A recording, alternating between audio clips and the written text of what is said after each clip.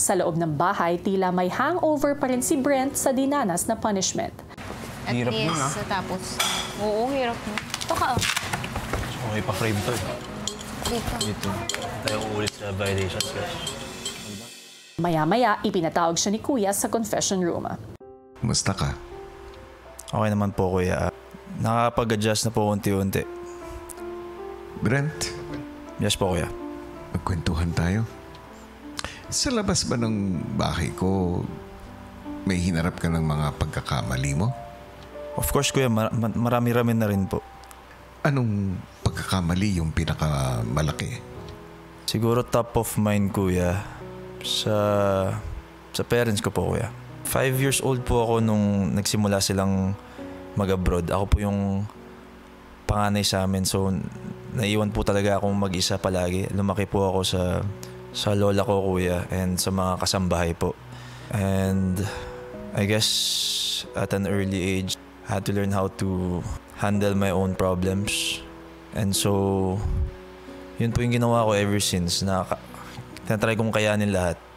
Kaya ang laking kasalanan na nagawa ko sa kanila, Kuya, tingin ko pag napanood nila ito, Kuya, may mga napagdaanan pala ako dati na hindi nila alam. Ano yung hindi mo ipinalam sa kanila? Yung isa dun, Kuya, yung sa cheating issue ko, Kuya. Nung third year high school po kasi ako, Kuya, medyo maloko po kasi ako noon. Yung mga friends ko from other sections, sila yung unang nag-quiz, and meron po kami mga quiz booklet, Kuya. Tapos ginawa ko, Kuya, pumunta po ako sa ibang section sa mga friends ko. Sinilip ko po yung quiz booklet nila. Di ko naman talaga nagamit yung mga answers, Kuya, kasi I don't even remember. May nagsumbong po sa mga teachers, Kuya, nung ginawa ko. The next day, nag-start na akong parang may mga status na ako nababasa na regarding sa cheating. Ito na for a couple of days, Kuya, yung pagpapahiya sa akin. Ayoko maisip nila na may pagkukulang sila, Kuya. Kasi it was my own mistake. It really did change my life, and I'm glad it happened.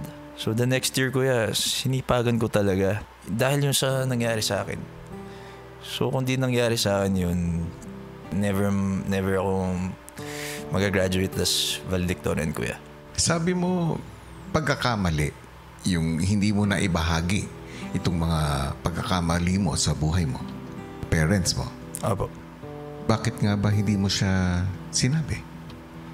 Kasi, Kuya, sila mismo, pakiramdam ko, they carry so much, Kuya. Like, they handle so many problems.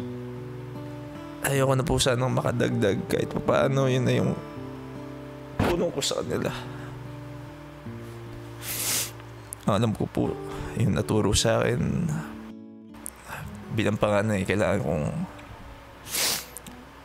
maging matatag, Kuya. And so I did. I really tried to. I made all my problems seem so small. Brent, Kaya, naiintindihan ko ang pinagdaanan mo. Marahil, nabigatan ng younger self mo sa mga kinailangan niyang harapin. You had to grow up a bit faster.